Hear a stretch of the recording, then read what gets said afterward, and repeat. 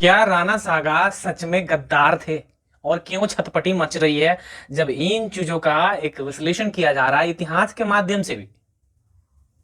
तो बहुत सारे लोगों को बुरा लग रहा है क्योंकि वो चाहते हैं कि जो हमारा इतिहास जिस तरीके से गलत तरीके से पेश किया गया हुआ है उसे वैसे ही रखा जाए ताकि इनकी वीरता हमेशा प्रदर्शित होती रहे और जो अन्य वर्गों की हिस्सेदारी है इस भारतवर्ष के बनाने में उसे टोटली तरीके से नकारा जा सके।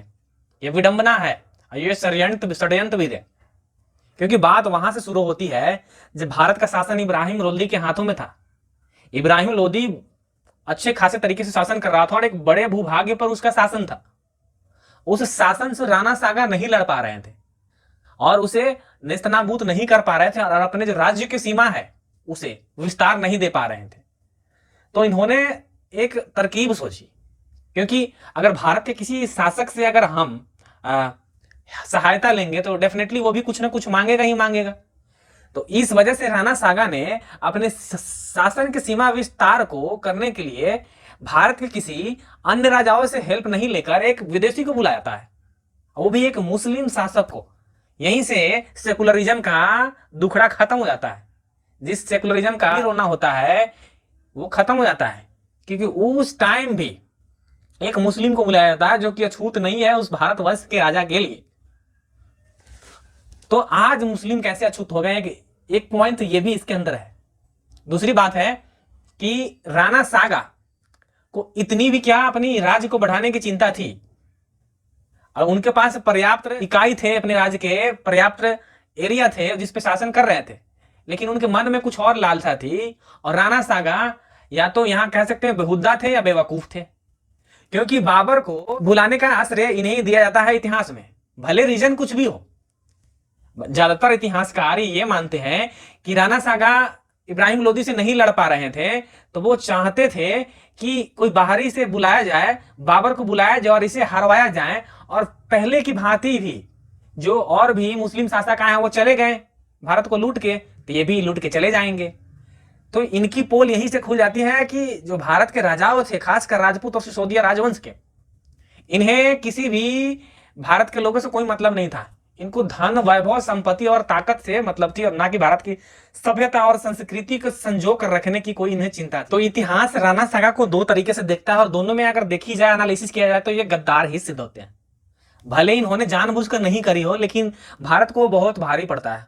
भारतवर्ष वहां से हमेशा के लिए एक रसातल में चला जाता है। अगर आपकी इतनी ही तीव्र इच्छा थी शासन व्यवस्था को और ज्यादा एरिया में फैलाने को तो आपको स्वयं लड़ना चाहिए था, ना कि किसी बाहर के आक्रांता को बुलाना चाहिए था। मुगल की शुरुआत यहीं से हो जाती है क्योंकि जब बाबर आता है तो यहाँ ये अभी भी भारतवर्ष जो कही जाती है ना कि हमारे पास हर एक चीज थी, हमारे पास पुष्पक विमान था, हमारे पास ब्रह्मास्त्र था जो मारते थे तो एकदम उड़ा देता था, एकदम से पूरी एकदम धरती फोड़ देती थी। कहाँ गए वो ब्रह्मास्त्र? ये सिर्फ कूप कपोटित कहानियां ही नहीं तो और क्या है। भारत के जो सिपाही है, राणा सागा के जो भी सिपाही थे, वो जब सामना होता है राणा सागा का बाबर से तो ये तलवारें से लड़ रहे थे और बाबर के पास क्या था? बाबा के पास गन पाउडर था और वो तोपों से लड़ाइयां कर रहा था।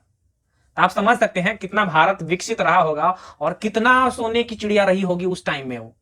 ये सब झूठ और फालतू की बनावटी चीजें हैं और कुछ नहीं है और इस झूठ से हमें बचना चाहिए और झूठ के गौरवान्वित होने से कोई फर्क नहीं पड़ने वाला।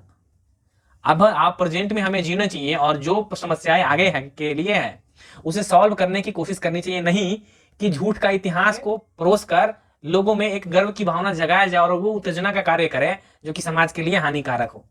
ये सेम बातें सपा समाजवादी पार्टी के सांसद रामजी सुमन ने कही है। तो एक करनी सेना लड़नी सेना को देखिए, इसने उसके घर पे हमला करवा दिया है। अरे तुम इतिहास में तुम तो जोधाबाई को भी नहीं मानते थे, बट उसका भी प्रूफ है ना।